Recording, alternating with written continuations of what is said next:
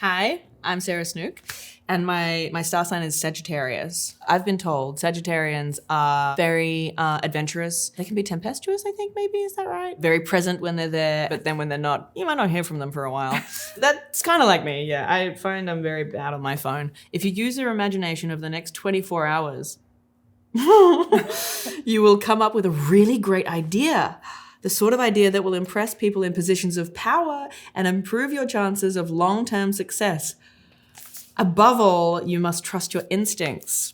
I think this is a sign that if I have a film or a TV show that I want to get made, I should go to a producer today in the next 24 hours and try and get that done. I was doing Dorian Gray in London. It's a one-woman show, 26 roles. People would say at the stage door, I don't know how you do it. How do you have so much energy? I would say, fire, moon, and fire, sun, you know.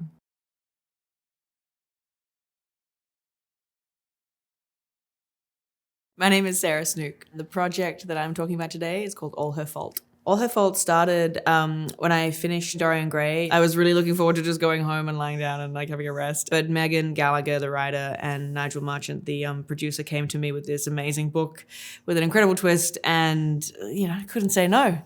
So I went fairly much straight into that after Dorian in London. Something that was attractive to me was that it was so different from Succession. I knew that for 8 episodes I'd have to be kind of up here, and I kind of wondered, could I do something as emotionally draining and rigorous as that and yet still maintain the actual level of groundedness that kind of role needs? This character of Marissa, very different from Shiv. She's much more maternal. Shiv would never have been there. It really would have been the nanny looking after the kid all the time in Succession. But in this, Marissa wants to be there. She wants to be a mother. She enjoys being part of a family and having that close community and that connection. And so when the worst thing happens, it really destroys her and breaks her. I think, in the title, it's all her fault. We wanted to explore the difference of gender roles in a heterosexual relationship when you have children, and oftentimes it is left to the woman, the mother, to pick up the invisible load.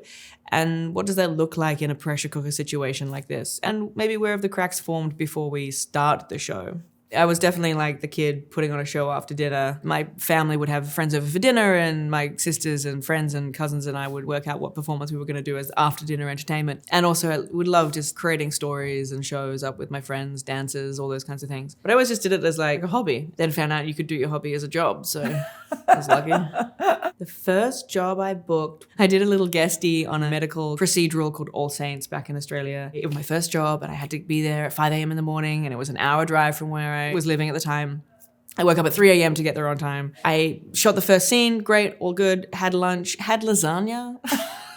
because I was a poor actor and so hungry because I'd been awake for so long. But that was the wrong decision because, of course, I carb loaded at lunchtime and Julie fell asleep. I was in the background of the next scene in a hospital bed. It's a warm, stuffy studio set, and I'm pinching myself to try and stay awake as these 2 actors, I'm falling asleep while they're doing a scene.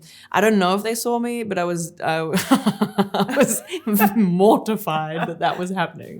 Cinematic crush. It's not really a crush, I guess. I always wanted to be Aladdin. Like, I thought he was very cool. He was a cartoon character, but I wanted to jump across buildings and have a genie as a best friend. The first film I saw at the cinema was Aladdin, and I remember the genie at the end, and he kind of pulls the curtain back and he goes, "Made you look," and he winks, because the film had otherwise ostensibly ended, and the fact that he pulled the curtain back and it felt, very meta, very inside the cinema. I was looking around going, oh my God, has anyone else seen this? This is incredible. There's a cartoon guy and he's in the theater with us.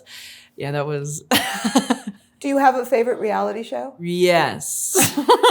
Below Deck. I love a bit of Below Deck. Mediterranean, Captain Sandy. I love that they have to work together to get the job done and then have to work with each other's personalities. And obviously the personalities are hired in the particular way that they're cast because they're going to be a little fireworky. What I like about it is it's kind of similar to a film set or a theater show. You really just have to work together to get the job done. But sometimes it's easier said than done. Go-to karaoke song. I used to do I Will Survive. It's a good one because everyone knows the lines. And so everyone else sings it and sings over the top of you. So you don't have to be a very good singer. But I did one once where I didn't know that the microphone was recording into a GoPro that was filming. And so we got the footage back after this big karaoke session that we did on Succession once. And I have the footage of me singing very loudly, very badly into the microphone. And you can't hear anyone else. You can just hear me. Are you more like a cat or a dog? Definitely a dog. I am definitely more like a dog. I love people and I love being around people. I love like, oh, there's a game happening. What's the game? I want to play. Oh, there's people having fun over here. Ooh, can we throw the ball? Yeah, let's get involved. Love food, love hanging out, love snuggles. I feel like I'm a dog for sure. Do you believe in ghosts? I think if I were told emphatically ghosts are real, I'd go, knew it. But if I was told emphatically ghosts aren't real, I'd go, eh. I think there's probably like energies. There's maybe if time is a loaf of bread and you can cut it at any which point and make any point related to another where time travel could happen in that way, there's an algorithm that works for it if we could find it. It is a quantum sort of theory. I think in that way, then yeah, maybe ghosts are real, like sort of energetic shadows. Yeah. Favorite birthday party I ever had when I think it was 7 years old. I grew up next to a national park and my mum hid bags of lollies, like candy, and a note in different places around the national park. And then we, as a group of bandits on BMX bikes, went around and collected our lolly bags by following the clues from each of the stations. So we rode up to the first one. It said some sort of hint and clue and we're like, okay, that must be next to the lake. Quick, let's ride to the lake and see if we can find the next one. And, there'd be a little balloon next to it. And that was great. That was my favorite. And you were happy? Yeah. It wasn't the cake. It wasn't the presents. It was the lollies. It was the adventure. I think maybe that's very Sagittarian of me.